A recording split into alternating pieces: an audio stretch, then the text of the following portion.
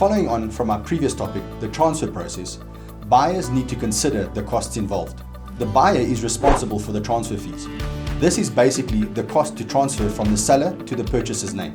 In order for this transaction to take place, it is best to think of this broken up into two parts. The conveyancing attorney appointed by the seller and the bond attorney appointed by the bank have to get involved. At an early-ish point within the transfer process, the attorneys will send an invoice and a breakdown of these payable costs. You can see from this table how these figures are calculated, and they work on a sliding scale based on the purchase price as well as the bond amount taken with the bank.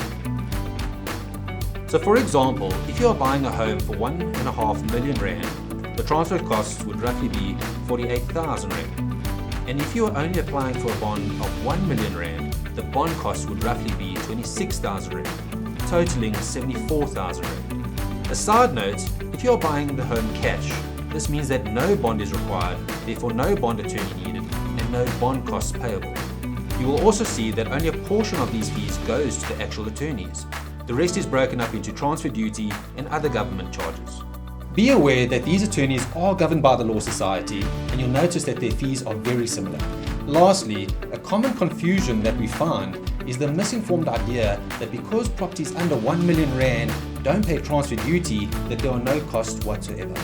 But please be aware that transfer duty only plays a portion of the costs of the whole transfer fees figures. We hope this information guides you on a smoother home buying journey.